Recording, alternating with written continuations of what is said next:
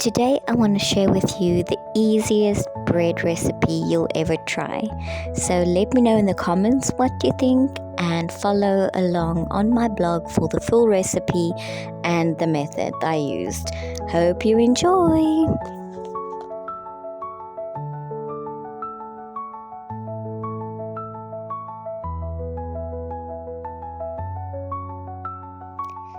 First, you start off with 3 cups of all-purpose or cake flour.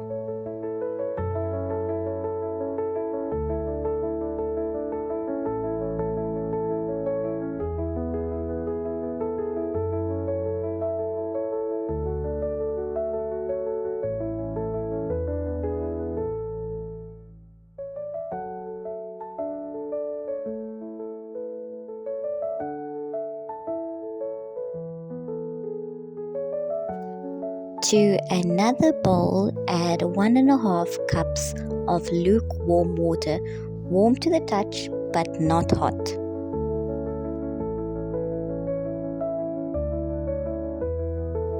As you can see, I added a sprinkle of salt to my flour and a teaspoon of sugar to the water. Then a whole packet of yeast, which is equivalent to a tablespoon, goes into the water. Now leave that on the table for about a minute or 2 just to activate the yeast again.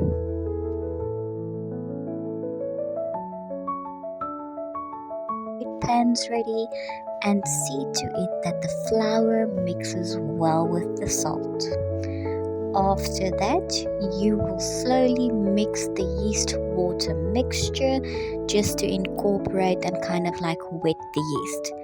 This whole mixture then goes into your flour mixture, which you then stir by hand in order for it all to combine.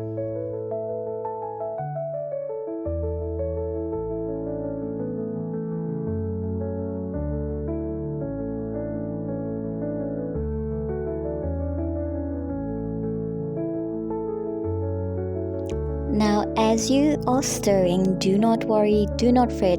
This is a no knead recipe. You won't have to knead.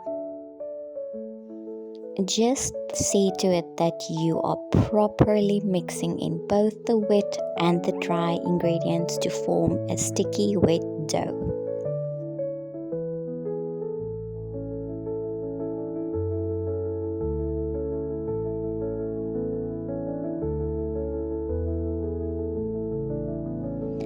Once all the ingredients are incorporated, this can go straight into your bread pans, whether they are ones that need greasing or ones that don't.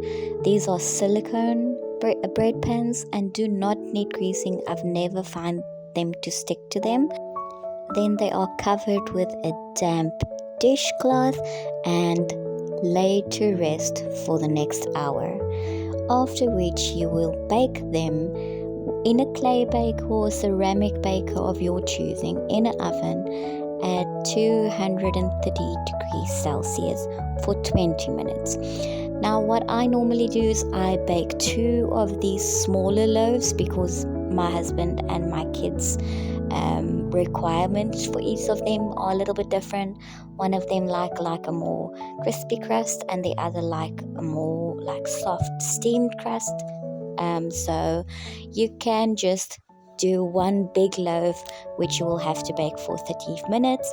And if you are someone that likes a very crispy crust, then please take off the lid and bake for a further 5 minutes. It'll help you give that crunchy crust that you like. So this recipe is so good for variety. What I normally do to kind of like spice it up a bit is I would add jalapeno pieces to our bread loaf, and for the kids I'll add some cheese or raisins or nuts.